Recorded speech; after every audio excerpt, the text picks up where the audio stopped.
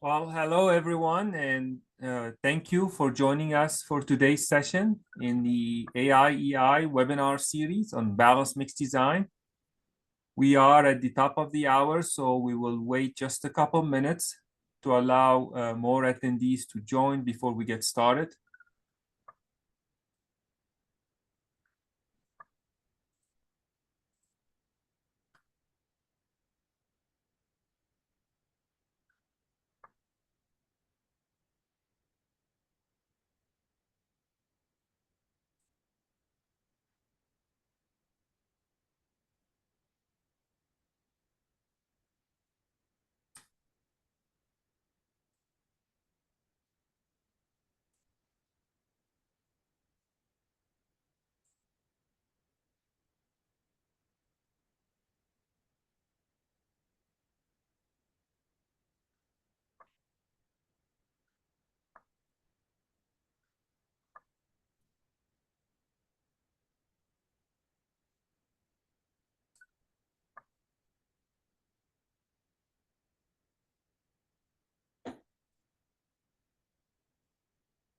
All right, so hello everyone again. This is session 2 of 5 in our webinar series focusing on balanced mixed design validation, why it is important and how to do it. We are fortunate today to have two esteemed speakers with us. Tim Aschenbrenner from the FHWA Office of Infrastructure, and Derek Ninerplan from the FHWA Resource Center. They will provide valuable insights into the validation process and its critical role in ensuring the success of BMD implementation. Now, before we begin, I would like to go over a few housekeeping items. Please keep your microphone muted during the webinar. If you have any questions, please post them in the chat box, which you can access by clicking chat in the meeting controls. I will compile the questions during the presentations, and the presenters will address them at the end of the webinar as time allows. And any unanswered questions due to time constraints, we will be responding separately. This webinar is being recorded, and a link to the webinar will be provided at a later time.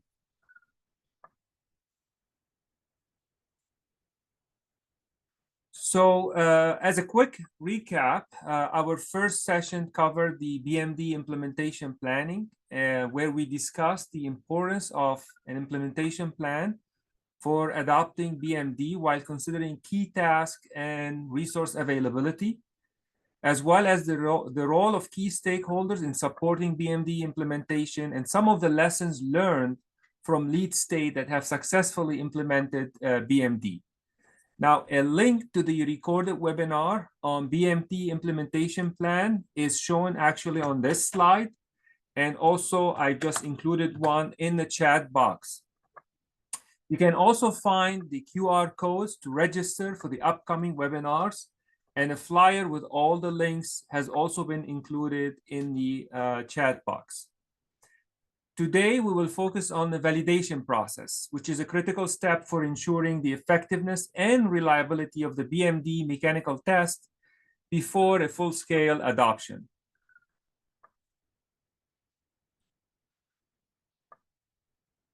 Now, before we proceed, I would like to share the following disclaimers. This material is disseminated under the sponsorship of the U.S. Department of Transportation in the interest of information exchange under the cooperative agreement number listed.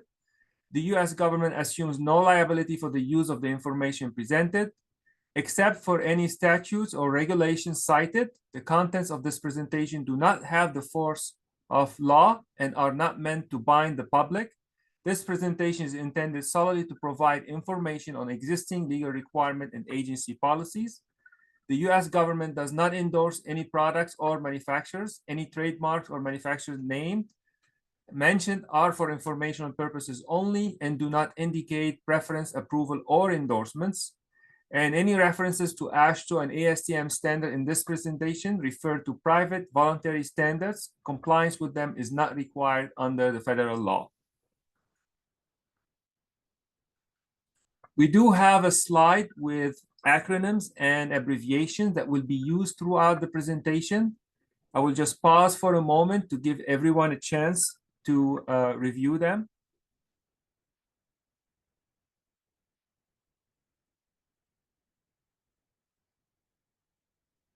Very good. So now, before we begin, let's briefly go over the expected outcomes of today's webinar. By the end of this session, we hope that you will understand the differences between balanced mixed design and traditional mixed design approaches, identify the benefits and the reasons for implementation of balanced mixed design, recognize who benefits from adopting BMD, including agency, industry, and the public, understand the importance of validation in ensuring successful BMD implementation, and then learn about different strategies for validating BMD mechanical tests. These key takeaways will help guide today's discussion and provide a strong foundation for implementing BMD effectively. With that, let's get started. I'll now turn it over to Derek to kick off the presentations. Thanks, Ellie, and thanks everyone for joining us today. Really good to see the number of people signed up and all the familiar names on the list. So thank you for joining us today. Again, for those of you that may not know me, my name is Derek Niener-Plant. I work in the Resource Center at Federal Highway, and I'm happy to be part of the team here to talk to you today about balanced mixed design, the specific and very important topic of validation. And you know, any type of presentation, you want to hear why it's important. And that's what we have on these expected outcomes here is really try and make the case for why is validation so important to balanced mixed design. And, you know, why is balanced mixed design maybe different than others? And then how to go about it, right? How to go about it. It's a difficult task that needs to be considered in the implementation process. And so what are some of the successful things that have been done by agencies so far? And that's what we hope to impart, myself and Tim Aschenbrenner as well. So let's go ahead and get started with a bit of background. And I know I see the names here. I know many of you are familiar with balanced mixed design, but I do believe that this is important to go over because what we're asking with validation as we get into the definition of it is a lot of work. There's a lot of work to go in to conduct what we would call validation. And when you're trying to think about doing that, it's important to know why. Why is that necessary? Why am I doing that? What are the benefits do I stand to achieve? So we always like to hit on that no matter what the balanced mixed design topic is. So I'll hit that with a little bit of background. Tim will come in and talk about validation, what it is and its importance. I'll come back with some strategies and some of the case studies that we've seen from across the country. And then Tim will summarize us and then again, address the questions that you all start putting in the chat. So first, again, the question that probably begs why we talk about balanced mixed design at all is why is the performance of asphalt mixtures important? Why don't we just pave the roads or whatever, you know, maybe someone who doesn't work in this industry kind of think about? Well, you know, the agency's roadway and pavement systems are often one of their biggest assets when we think about replacement cost. And you could think about that everywhere from a town up to a state where a state DOT has that jurisdiction. If you think about the replacement cost of our entire roadway network, it is immense. And so we could think about that as an asset. And we know that it's a depreciating asset, right? That soon as we put it down, it's not going to last forever. Some of these materials are susceptible to aging and other things going on. So they do have to be maintained. The other kind of key bullet, and these are mainly for those that don't work in our area, but if you're trying to make the case to others about why balanced mixed design matters and therefore why validation matters, it's the amount of money that we put into these materials. Pavement materials can often be thought of as the biggest part of construction spending in the federal aid system. Recent estimate of some of the publicly available data showed that more than 60% of all federal aid obligations for highways were for pavements and materials. So if you think about that, that's nearly $30 billion in 2023 as an example. So again, when we talk about these kind of abstract ideas of one more year or a 10% service life extension. Think about those percents or that impact on that amount of money. That's why this matters to everyone, not just those of us in the asphalt industry, right? And background as to we have to design what is asphalt mixture design. So again, this is more for those of you that might be thinking about how to talk about this with others that are outside of your asphalt kind of arena, because what we're going to talk about, validation, often requires support from those who aren't directly involved in asphalt day to day. So when we think about trying to explain that to somebody, well, you have to design the asphalt mixture. Well, yes, we do, right?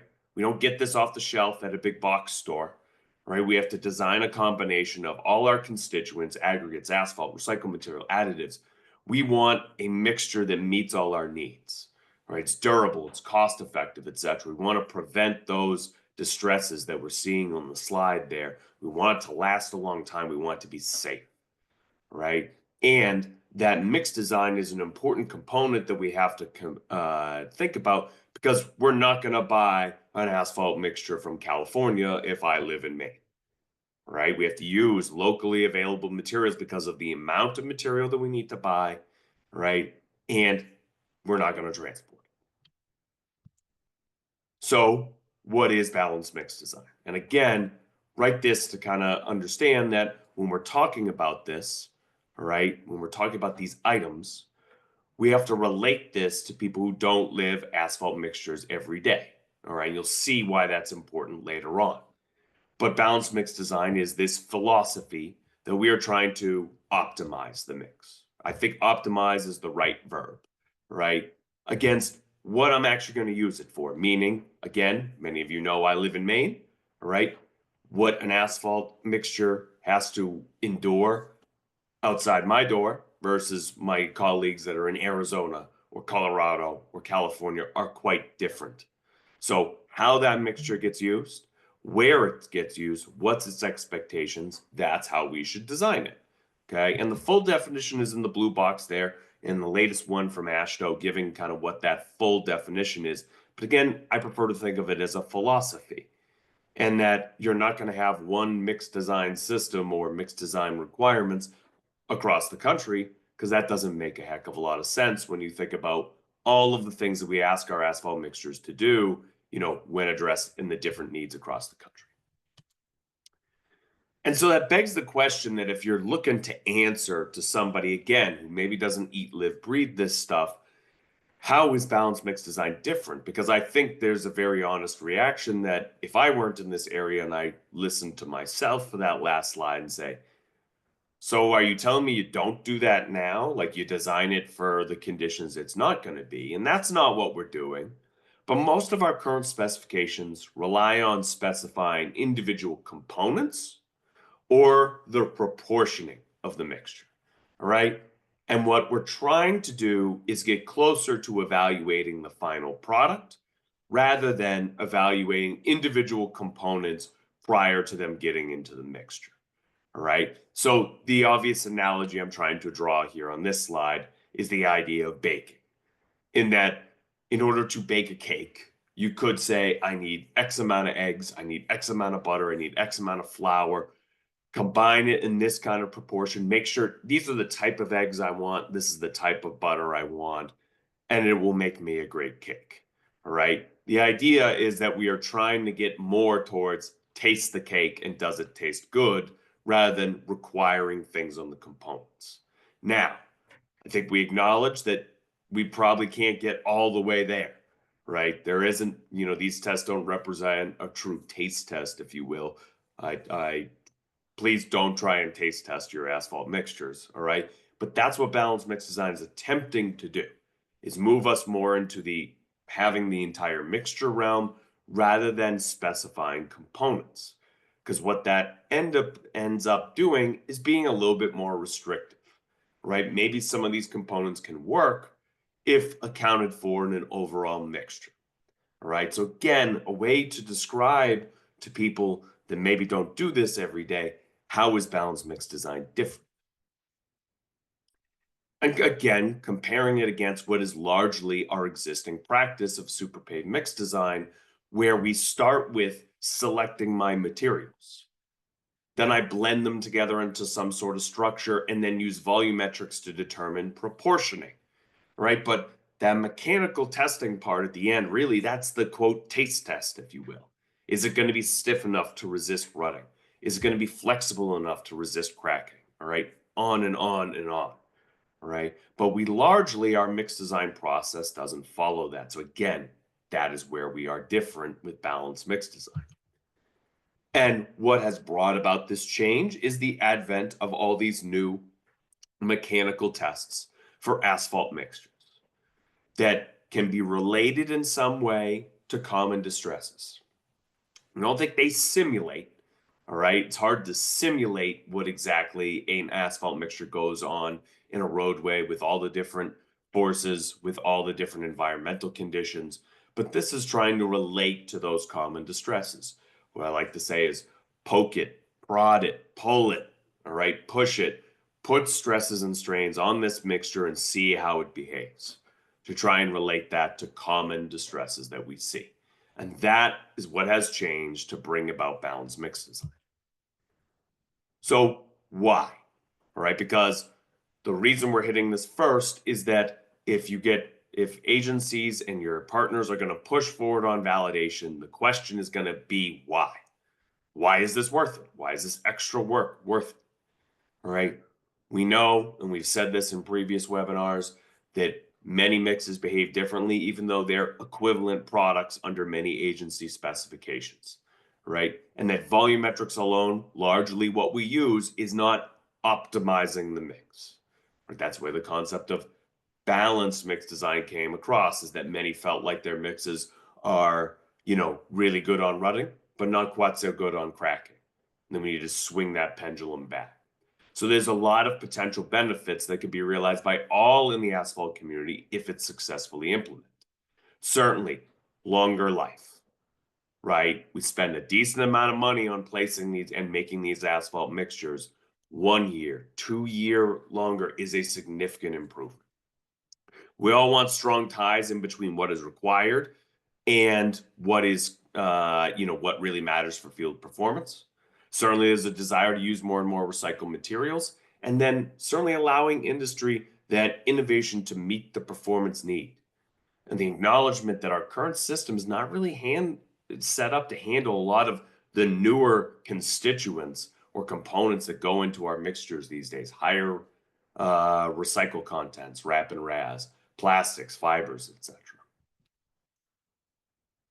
It's also important to acknowledge how much our industry has changed since SuperPave.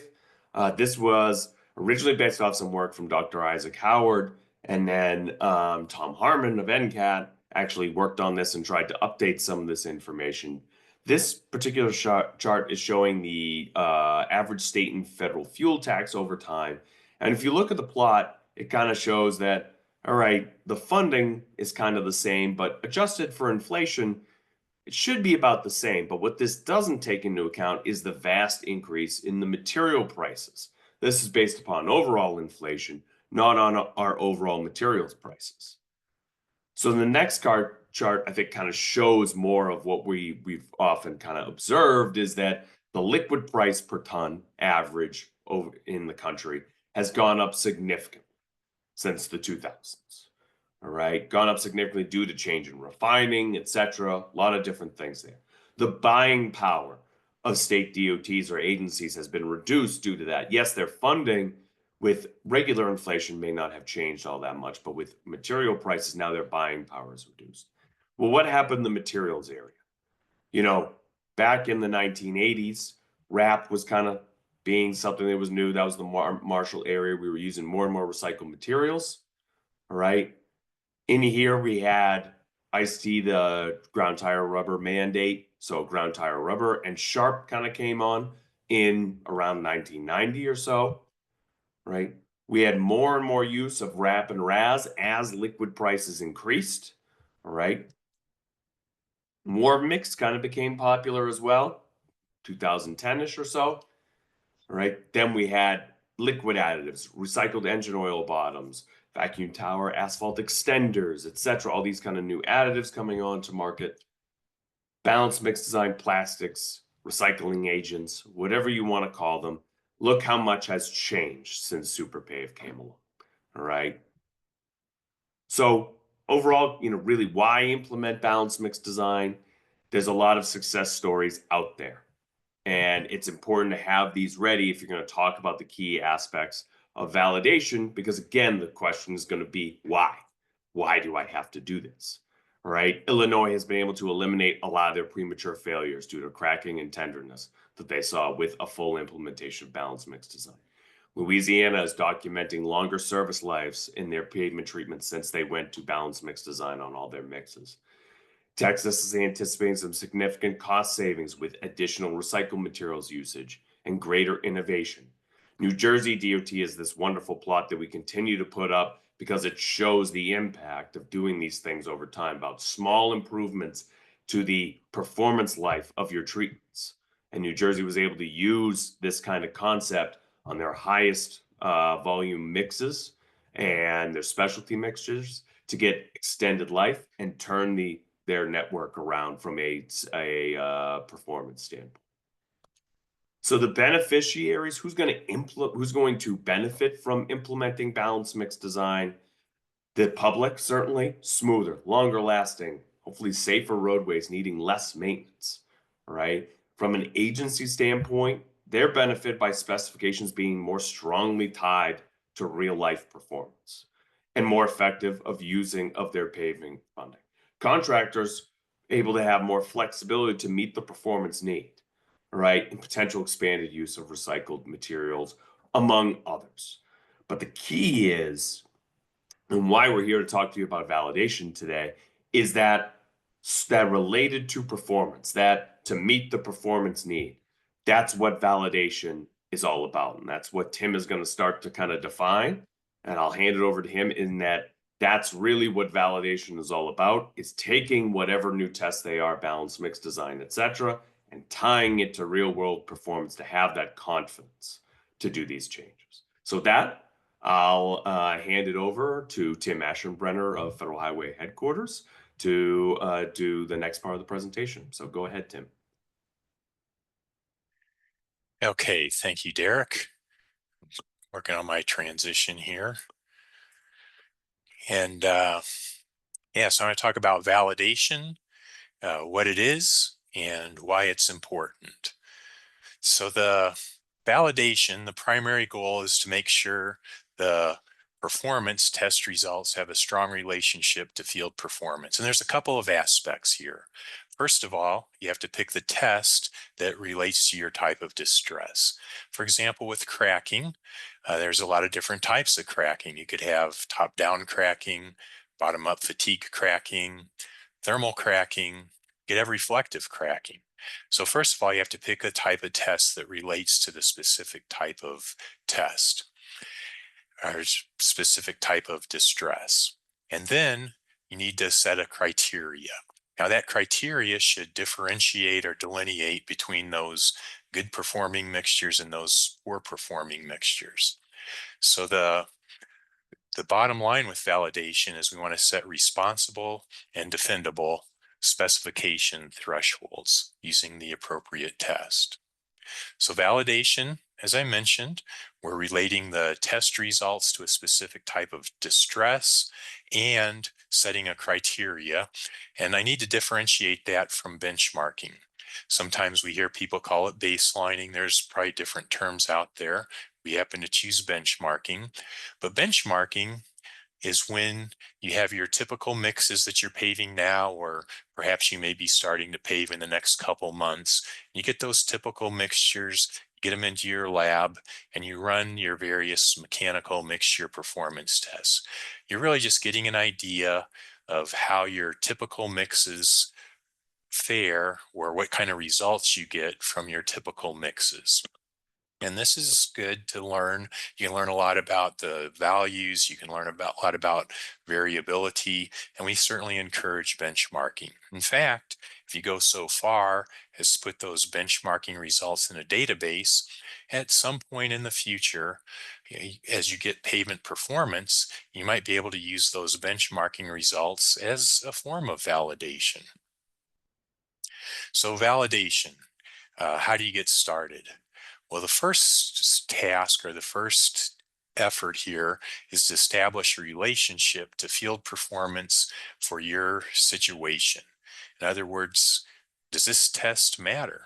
And so here in this plot, we have the CT index. That would be the test result from the ideal CT test compared to pavement performance on one of our FHWA ALF, our accelerated load facility experiments there at the Turner Fairbank Highway Research Center.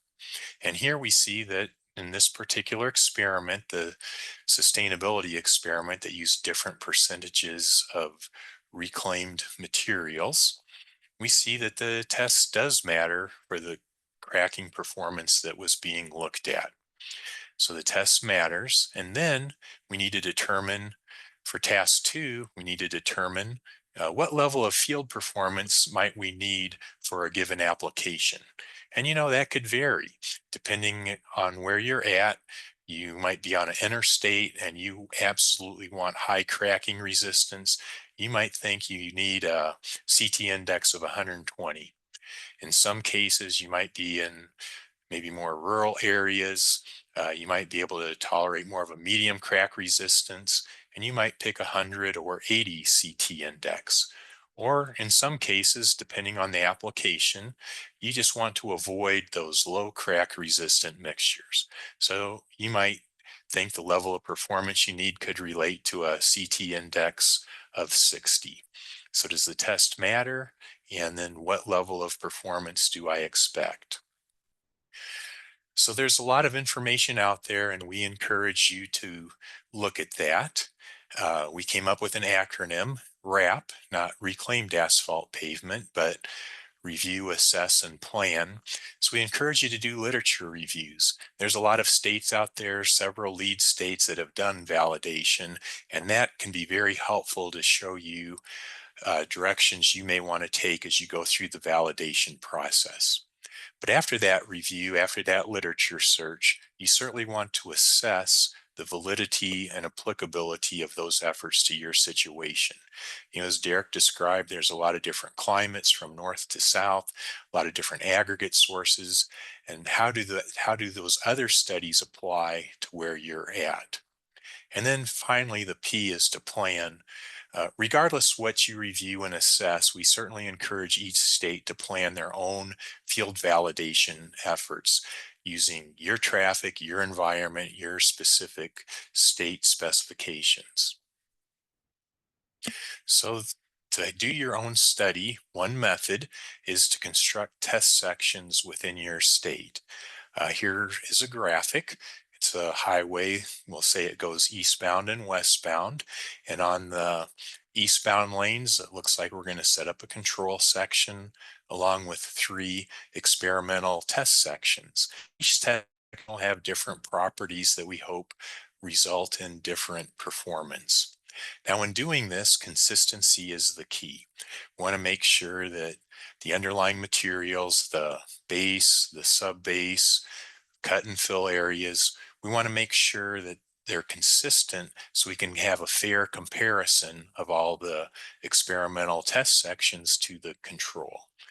And in this case, it looks like the way we have it set up, there's going to be the same traffic and same environment, but certainly you want to keep that in mind as you set up your section.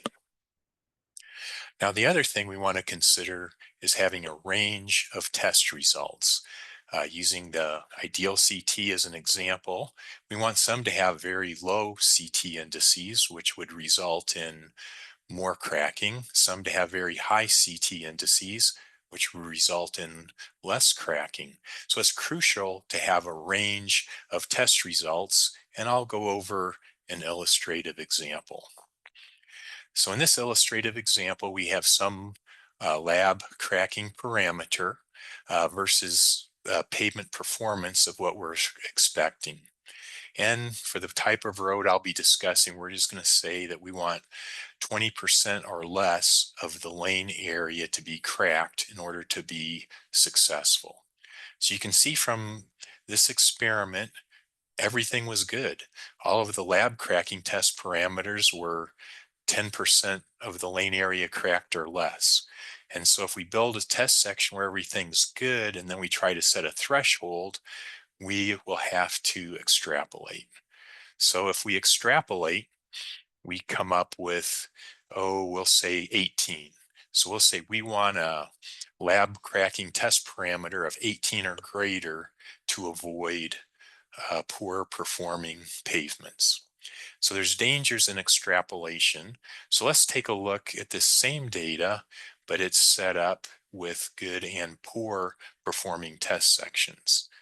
So now we have those same good data. Those good data from the lab cracking went from 40 all the way up to 120, but we've also built some test sections that have percent of lane area cracked of 20%, 30%, and even 35%.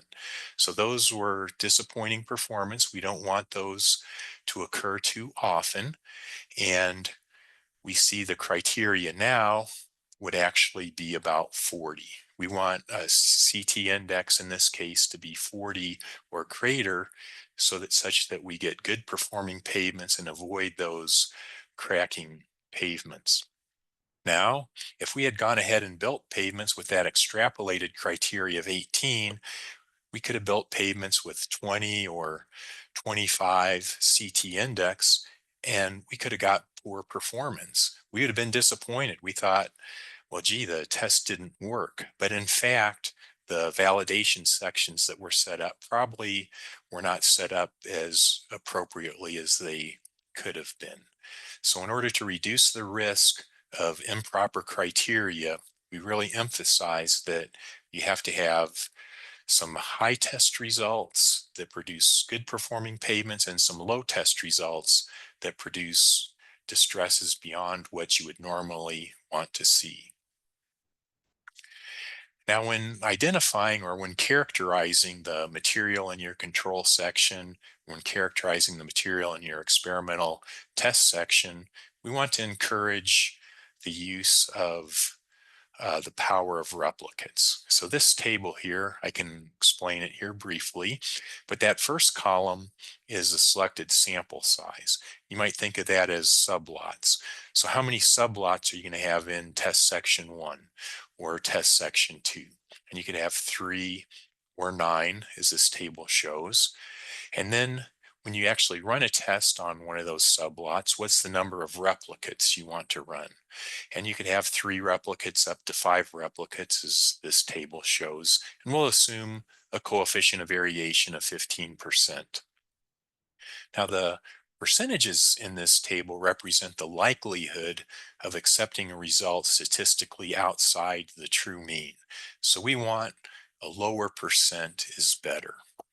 So just as an example, if we want to do a lot of sublots or a lot of samples, what if we pick 8 samples but only do 3 replicates? We could see we have a likelihood of 6% of the results being outside the true mean. On the other hand, if we only have 3 sublots or 3 samples in that experimental test section, but we run 5 replicates, we would also have 6% outside the true mean. Now, we don't want to test all the material out there, and we want to save the effort of a lot of our technicians running these tests. So we certainly encourage the use of the power of replicates when setting up your testing and sampling plan to characterize the properties in your experimental test section. Now, there are risks, and you can probably see this from what was presented before, but there are risks if it's not properly validated. If your test criteria is too permissive, for example, in our illustrated example, if we would have set that criteria at 18, we're probably going to be a little disappointed in the overall performance. Some of the test results at 20 and 25 ultimately will lead to some premature cracking. Now, on the other hand, if we set test criteria that are too restrictive, and we saw some of those test results up at 60 and higher, then it's likely contractors can produce mixes like that, but it's going to be probably higher costs. So in order to balance field performance and costs, we really need to have a validation study that's well designed and executed. Now, one of the benefits of balanced mix design is the opportunity to relax some of the existing specifications, whether it's volumetric properties, instead of having a lower limit of, say, 3% going to 2%, whether it's aggregate properties going from a fine aggregate angularity test to no fine aggregate angularity test. If you want to relax some of those component specifications, it really emphasizes the need for a properly validated test. You have to have a good validation study. Now, it makes sense as we set criteria that are going to go in specifications that they have to be responsible and defendable. Because when you put a spec in, or you put a criteria in a specification, people are going to ask questions. Where did it come from? Gee, I've been producing my mix for decades. It's the best mix in the state. And all of a sudden, my mix does not meet that criteria. Tell me why. Well, if you have a very good validation study that's tailored for your conditions in your state, you can then defend the criteria and answer questions of this nature. Now, sometimes people may ask, well, can't we just have a national test and a national criteria that everybody uses? But as we see, every state has different types of mixes. Aggregates they're using are not the same. Binders are not the same. And all these differences in mix types and properties are going to end up resulting in different types of criteria that need to be set. Not to mention climate or aging. As you go from the northern parts of North Dakota to the southern parts of Arizona, the climate and aging are very different, and it makes sense that there's going to be probably different tests, and then with each test, there's probably going to be different criteria that are established. And also, I should mention quality assurance programs. Going around the country, it's very clear that some states take a lot of pride in their quality assurance program, and they make sure they get what they pay for. But that's not always the case.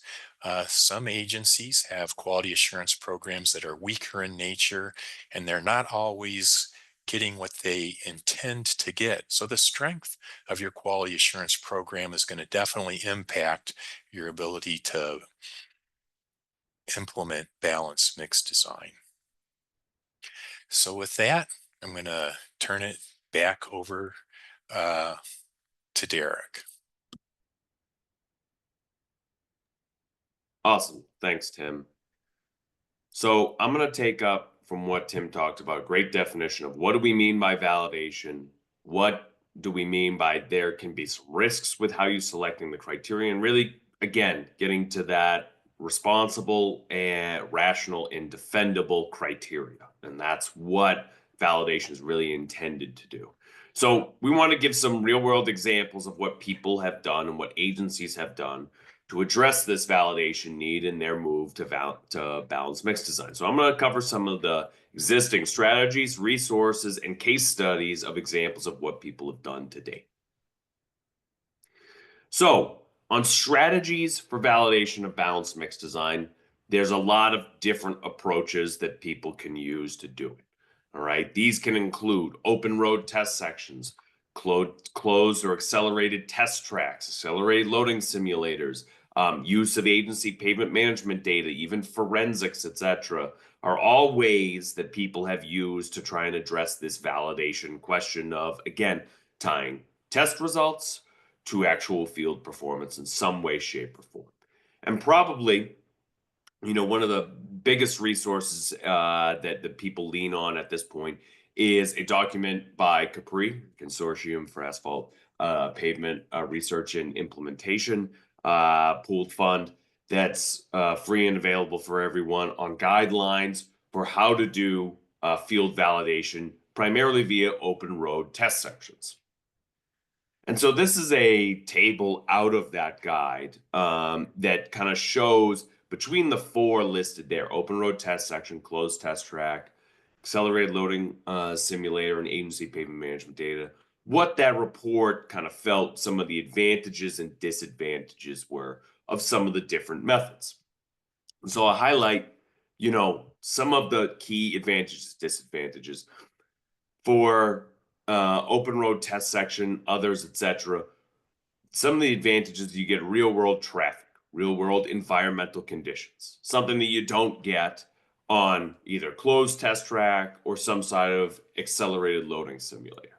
That's especially important when you think about the idea of cracking, right? If we're thinking about rutting, we're often worried about that in the first couple years, but it's more of an immediate distress concern. If we're thinking about cracking, we're now seeing how it ages over time, how traffic hits it and fatigues it over time. That's harder to kind of simulate, if you will. The trouble is, the disadvantage with those is the slow data accumulation, right? You have to wait for time to pass in order to see performance differences. So time is kind of the enemy in the case of those strategies.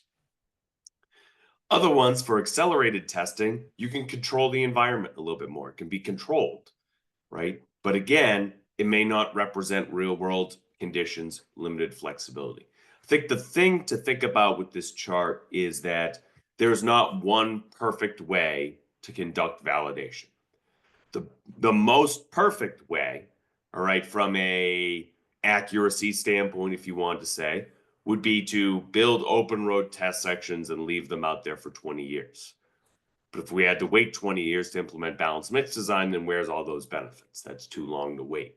So we have to make some, assumptions at some point, or some acknowledgments of what some of the drawbacks are of the different methods. But this is an excellent tool and guide to start from, especially if you're considering open road test sections, which is primarily what this guide talks about. But I'm going to give some examples of what some states that are probably ahead on balanced mix design have done, and then what others are currently planning for validation. Excuse me. So the first example I'll give is Illinois. Illinois is a really good example, and we like to put this one out there because they did not rely on one thing to get their validation of their cracking test, the Illinois Flexibility Index test. All right. So they had started by doing some testing of an accelerated loading facility that was at Federal Highways, Turner Fairbanks Highway Research Center. Took some of those mixes, compared it against some of the accelerated loading and the cracking, and found a good relationship between the two. All right. Now they noticed that was primarily a fatigue cracking item, right? These were new pavements loaded until they showed fatigue. And a lot of their concern lied more with maybe reflective cracking, with overlays over something, over old concrete or something along those lines. So then they put out experimental projects, 5 of which that use different recycled contents on the same project to try and show the differences. So on that project, they varied recycled content. In effect, they did the testing, and IFIT varied as well. So the flexibility index varied as well through these sections, and they monitored it over years versus reflective cracking, mapped the cracking before and after, saw a relationship there, right? Then they went on to pilot projects and did new projects around the state, right? And on each one of those, they did sections and then monitored it year by year. And all of that kind of came together along with their ongoing monitoring to defend, if you will, their criteria and their flexibility index criteria of 8.0. And all of that fed in. You see that they didn't have just one experiment that they were relying on. They really did a little bit of forensics. They did new projects. They did accelerated loading in order to get there. And they're continuing to re-examine this. So a really good example of multiple pronged approach to try and attack validation. New Jersey is an example where they're still in progress, right? But when they did some of their specialty mixtures with balanced mix design, they relied on long-term pavement performance LTPP sections, SPS5 sections, where they had some of the performance out there, but they had some of the mixture kind of that they could recreate those mixtures. So they started that in order to try and come up with differentiator in these values between the sections that they already had the performance for. Then New Jersey had a lot of faith in their pavement management system. That may not be the case everywhere, but New Jersey felt like they could track down sections or mixes that were performing historically well and then generate the test values for those. Again, it's not perfect. It's not the same binder. There's certainly assumptions that you're making there, but nearly any validation process takes some sort of they have disadvantages that you have to acknowledge. So they use their pavement management system, use that with those historical sections to kind of get an initial cut of criteria. And now they are doing ongoing monitoring of projects to continue to examine that criteria that they've come up with and further validate. And a last example here from Maine DOT, when they were doing this for the Hamburg Wheel Tracker, where they selected initial criteria from other states. Again, acknowledging the differences between their state and the others. That's not just a copy and paste, right? But started there and then did a revision based upon essentially a forensic study. A forensic study that went back into poor performing and good performing pavements and found that that criteria did kind of differentiate between. And now they've gone through continuous evaluation of that criteria. We're a participant in a local study that was among multiple states that looked at it. And that study actually found that their criteria looked about to be right, differentiating between good and poor. So again, I think a couple principles with that.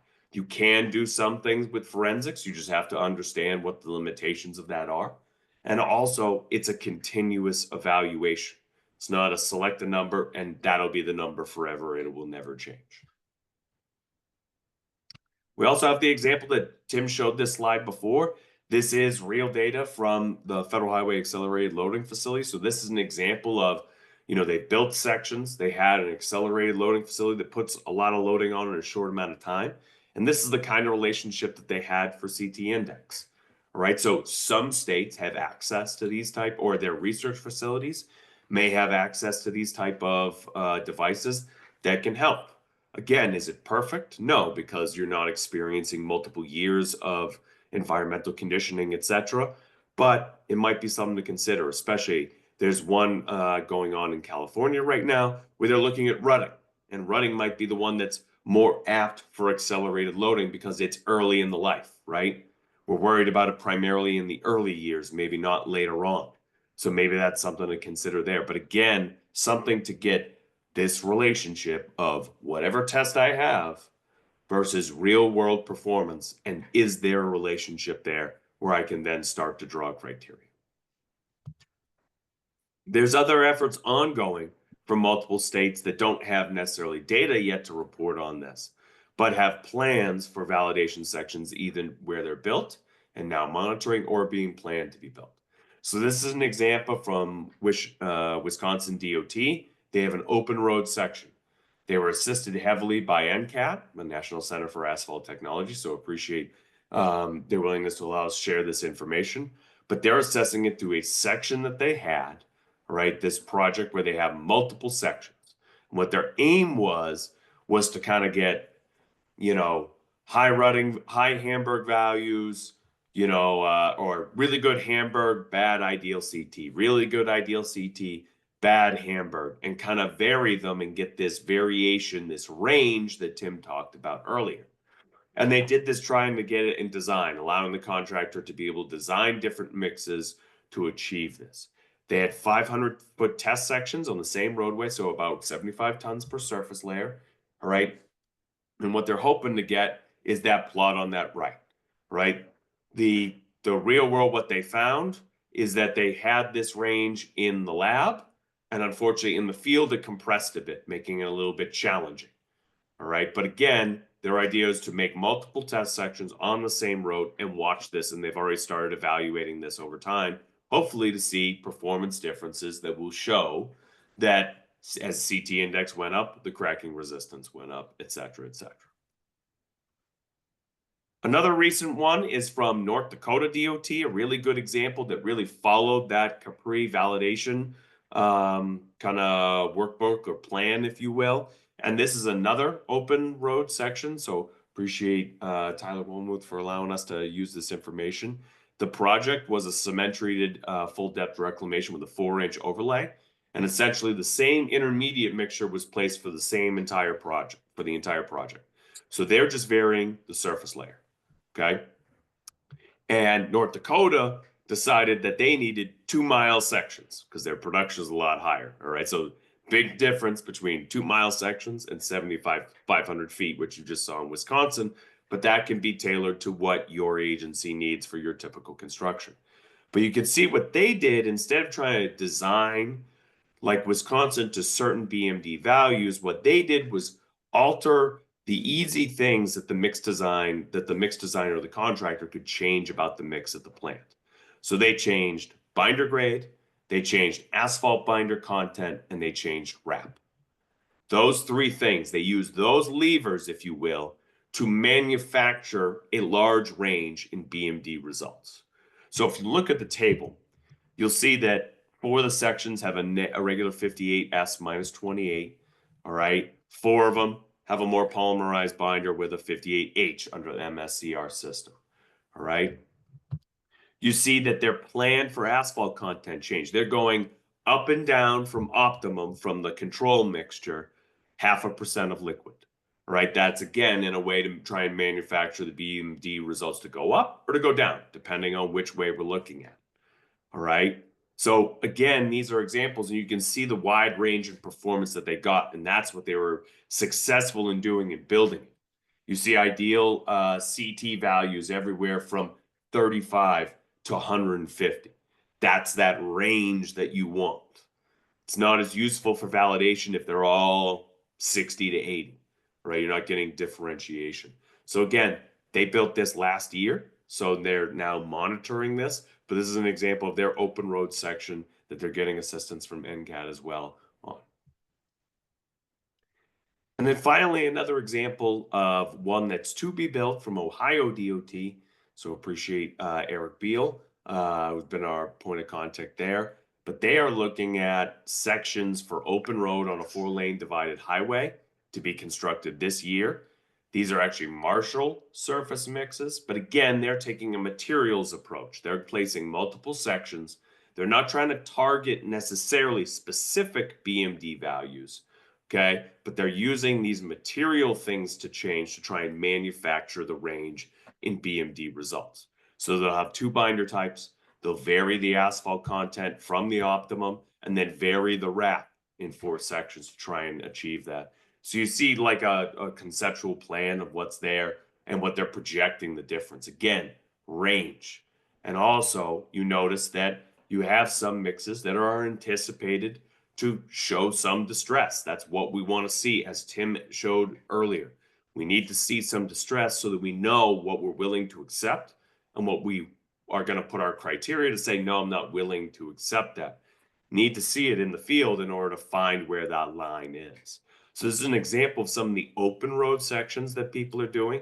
There are other examples of state DOTs that are going to try and track some of their pilot projects across the state and try and track those. It's not a one-size-fits-all approach, but there's got to be some sort of tie between that real-world performance and those lab results. That's what validation is all about. So with that, I'm going to turn it back to Tim to summarize what some of our effective practices and lessons learned are. Okay, thank you, Derek. So I do the slides transition here, and I'm going to get right to the summary slide here as we near the end. And on this summary slide, we have had many peer exchanges. We've had regional peer exchanges in 6 different regions. We also had peer exchange with lead states, particularly with the peer exchanges from lead states. We've gathered some takeaways, and this is really a great opportunity to hear those that may be further along than you are. What are their lessons learned? In other words, if they could do things differently, what would they do differently to get to implementation faster? Or what were some of their successes that you may want to emulate or model? So generally speaking, to support validation, we continually heard it's important to have a agency industry working group. As we went through this effort or through this webinar, you saw many of the things in here impact not only the agency, but also industry. So having a formal working group where these things can be discussed can really accelerate implementation. Also, documenting motivation and goal. Now, not everybody in the working group has the same goal in mind, so having discussions along those lines and actually documenting them, writing them down, if everybody is in agreement and moves forward with the same goal, that can also accelerate implementation. And then meeting regularly. This is not just having a task force that meets one time and it's done. There's many issues that pop up, and then how are you going to resolve those issues takes several meetings. Now, documenting the why was found to be important because the lead states that we met with have been doing this for several years, 5 years, 10 years, even longer. And it's getting to a point where they want to make adjustments to make things better. But then they wondered, well, why did we do this the way we did the first time? And so having that documentation is critical because people change jobs, people retire, and having that information will help make changes in the future more effective. Training and education, you can never have enough of that. Not everybody in the working group is impacted with all of the people at your headquarters and regions, all the people in materials, construction, payment design, and payment management. Training and education is critical. FHWA, we even have a balanced mixed design implementation workshop we recommend. And then monitoring and updating. We call it Task 8, Initial Implementation. That's the last of the tasks, but it doesn't mean you're done. It takes continual monitoring of how payments are performing. If you get it perfect the first time, good for you. But as we've seen with most of the states, there needs to be adjustments as we get more data and experience. Now with validation specifically, which is the topic of this webinar, start validation ASAP. It can take some time. And as Derek often says, when's the best time to start validation? Yesterday. So get that going. Plan multiple validation strategies. As Derek went through, each one has some advantages and disadvantages. As we saw from the lead states, they didn't rely just on one validation study. They took multiple validation approaches.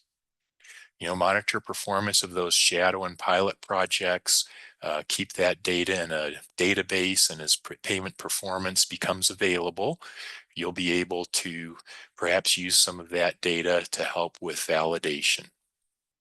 Now, one state, they built test sections through change orders. Contractors were very interested in moving forward, and so they worked with the state DOT to have a change order.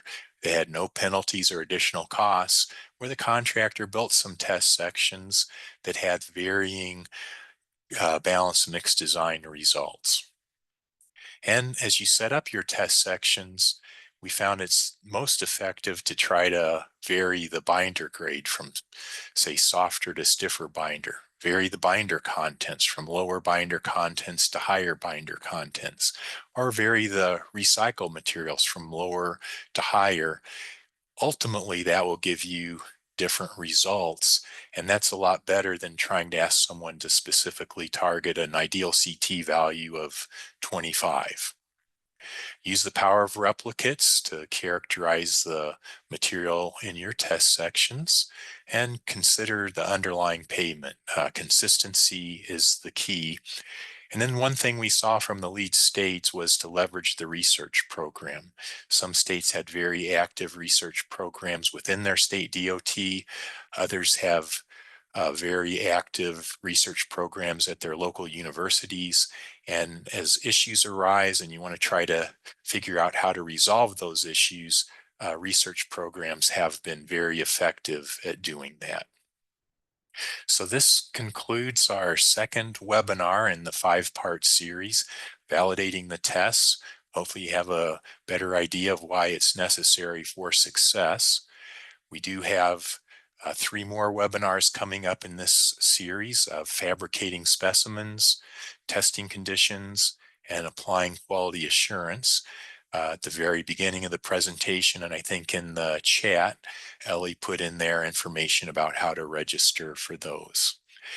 We do have a lot of the information used to gather information for this webinar on our FHWA Balanced Mix Design website.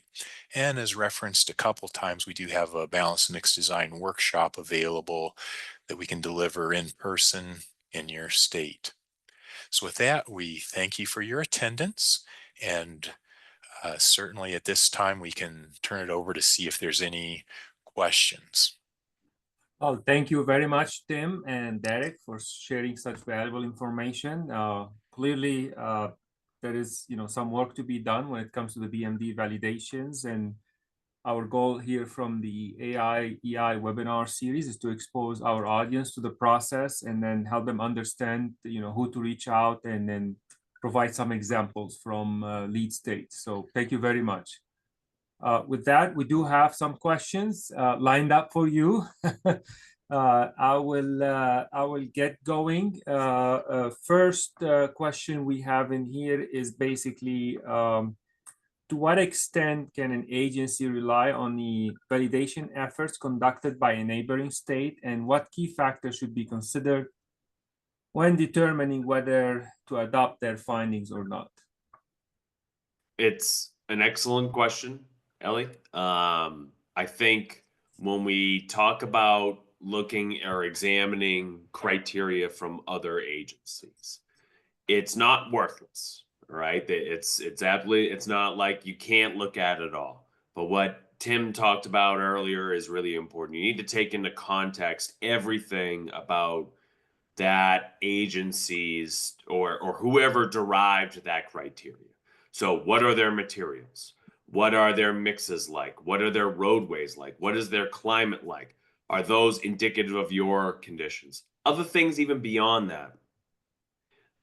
Again, we highlight this quality assurance program, because if you think about a criteria is only useful to know how it's enforced, right? So I think that all of those things have got to be thought in and see how is that different than what you're trying to do and what your situation is. So even in a neighboring state, we see across the country, neighboring states don't mean your systems are similar necessarily. I've seen some of the most dissimilar systems in the world share a border. So I think you can use it as a data point, but I think it's a data point, not necessarily kind of a copy and paste thing. I guess anything you want to add, Tim? Oh, yeah, well said, Derek. I guess just a couple examples that come to my mind. We were doing a peer exchange in the Mid-Atlantic region, and in there we had the District of Columbia. Of course, they're surrounded by Maryland and Virginia, who each had some very good validation data. District of Columbia, probably like many states, is tight on staffing and funding. And so they wondered, well, can we just use validation from our neighbors? We have the same contractors and the same materials. And that's probably one of the best examples I've seen where, as a neighbor, that might make sense. But I would just emphasize, like Derek said, our acronym RAP, review, assess, and plan your own. That applies more often than not. And I think the District of Columbia example might be more unique than it is common. And the last thing I just want to add in there is that, this might be an opportunity where if states, multiple agencies in a similar area haven't moved forward on validation, it's definitely an area to try and move forward together in some way, because it is a lift. And if you plan for it, maybe you can kind of account for everyone's differences a little bit better. So I think there's certainly the potential for collaboration between agencies on validation, but it probably has got to be planned for, not like we'll copy theirs when we're done, kind of thing. Very good. Thank you, Derek and Tim. Kind of a follow-up question to that. Can a single test effectively address all types of cracking, or multiple tests are needed? And should this be considered as part of the validation effort?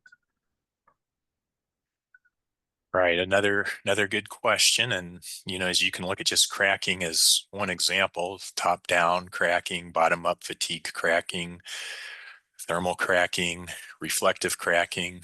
I think it's pretty clear that one cracking test cannot identify all the types of cracking.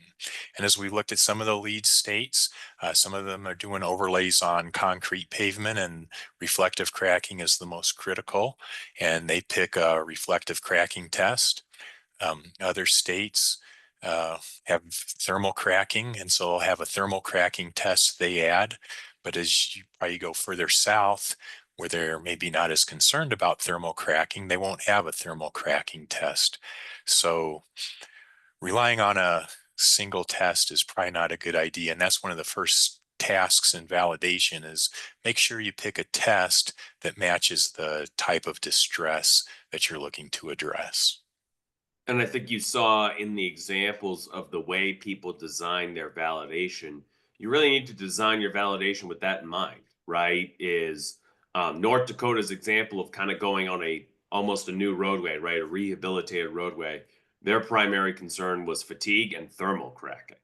And that's what they wanted to get by getting a brand new roadway. Whereas if you look back to the Illinois example, when they did those sections, they were worried about reflective cracking. So they did it on overlays over pre-distressed things. So again, keeping that in mind with your validation, what are you looking to observe, and designing it accordingly, hopefully. Very good. So we have a question here that goes back a little bit of the, maybe that's to start with for you, Derek, on the concept of the balanced mix design. And the question is, if the contractors, do, or the mix design, so how as an agency can specify balanced mix design if not by proportional quantities of the asphalt mix? Yeah, it's a good question. We've gone, if you think in the long term as our industry, we've gone from agencies kind of doing the mix design from everything, and agencies have let go of that over time. I think what you would anticipate is for your mix design requirements to be some sort of the BMD values, right? A minimum CT index, a maximum rutting depth in the Hamburg, maybe something else, along with maybe some general bounds in mix design. So general bounds of volumetrics, general bounds of gradation. But that would be your requirement. It's now on the contractor to make a mix design that's going to meet that. So I think that would certainly further that transition. Some agencies already operate in that area where they really aren't in the mix design world, but some still are. All right. But I think that's the whole kind of concept behind balanced mix design, is to allow that conducting the actual mix design to the contractor themselves. Meet these performance needs within these bounds that I've given you. It's not going to be a free for all. There's going to be some bounds in there for functional use, for things that aren't covered by the BMD tests, but it's on them to use their materials to meet those requirements. And I would just add, very good response, and it's good to bring up questions as they arise. But I would just mention that this is a 5-part webinar series, and for an entire webinar based on trying to answer that question, that would be number 5 in our 5-part webinar series. So certainly you can like to use that to advertise for your future participation in these. Very good. Now we have a question. If we can go back to maybe to the slide deck, it's related to that FHWA ALF experiment, and a couple of questions actually came related to that slide. It's either slide 22 or 36, either one. It shows that relationship between the CT index value and the Sure, I got it. Okay, yeah, thanks, Derek. I've been having some trouble with the sharing, even though we practiced. There you go. There you go. So the question is, is this was done for new mixes, field cores, or unaged materials? And if so, especially let's say if it was based on a field course or even remolded specimens, how many years after placement they were tested. So it's a little bit more about the testing experiments and the protocols. I'm going to go from my memory, and that's going to be dangerous here. But from my memory, this is from mixed samples after construction without any long-term aging put onto them. That's my memory from this particular plot. If I were to generalize this response a little bit to kind of step away from this specific plot and say, we're going to talk in our not the next webinar, but the webinar after number 4, we're going to talk about aging. And certainly there's an argument that aging matters in all of this, and that aging is really important for assessing cracking. And so certainly that argument kind of will be made in that further webinar when we talk about that. But as I remember, this is not necessarily aged material in this particular, in the data for this particular plot. Yeah, and my memory, like Derek's, is going to be very dangerous.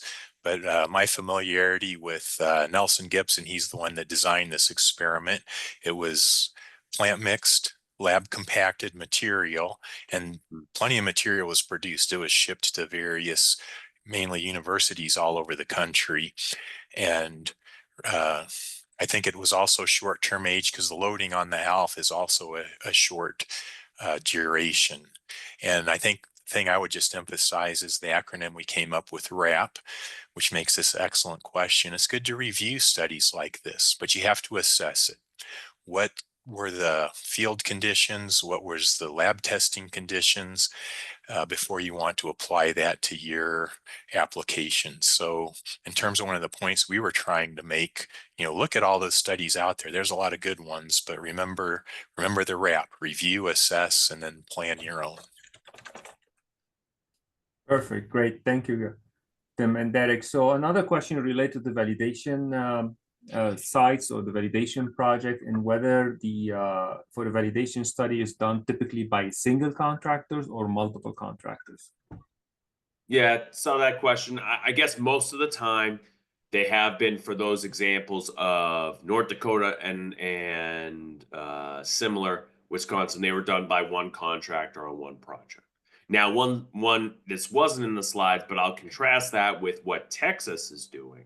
And what Texas is doing, because Texas is Texas. Could you imagine doing one project and trying to say it applies to all of Texas, right? That's kind of an issue. So what they've been doing is kind of doing pilot projects around the state. And on each project, they've got multiple sections, right? So now they've got this multitude. It's not all under the same traffic and the same environment, but they've got 30 plus projects that all have, I think, a minimum of 3 sections on it: a control and 2 balance mix design or something similar. So that's something to consider for those of you in attendance that have vastly different traffic and environmental conditions in your state. Because if you just do one project, you're kind of saying that that's representative of your state. So in those cases, they're getting multiple paving companies doing individual projects. So again, another example of different ways to achieve this to meet everyone's individual need. But generally, it's been, on a given project, it's one paving company doing the work there. Great. I see a question here that came up, and there's maybe so many responses already, and Eric already acted on it. Is whether would be agencies like Ohio, for instance, be able to share their specifications and the contract language for the validation project. And I see already Eric posted a link here showing how to access it. I'm gonna put it back in the box for those that may have missed it. So that should give you the plan on how Ohio DOT basically approach their validation sites. But I think it's one thing to keep in mind, if I am not mistaken, is this is a Marshall mix design. And I think one lesson to kind of take away that I'll talk on is that you saw in those tables, the contractor is not obviously being asked to meet volumetrics in those sections. That's something that's clear. They're varying optimum binder content, right? So the volumetrics won't meet per design because they're starting from a control, they're adding asphalt, so the voids are going to close, right? Or they're taking away asphalt. So I think it's probably understood that there's got to be some amount of assurance given to the contractor that, you know, you're going to meet the, you know, produce the target, and there's going to have to be some kind of allowance that you're not going to have to meet volumetrics there. And I think that was the effort by those states, is kind of reduce the contractor's risk from a production standpoint. Just kind of do what we're telling you to do and we will pay you for it, is kind of the approach take there, to make sure it's not too much risk for the contractor in doing this type of work. So something to be considered in there. Certainly if you're going to vary this, you're probably not going to have material that, strictly speaking, meets your specification, your standard specification. In line with the validations and the so the question is, you know, you guys talked about targeting or achieving different BMD test results in your validation sections. So can a benchmark data from representative or traditional mix, for example, for CT index value, be used to establish target values for the validation test sections?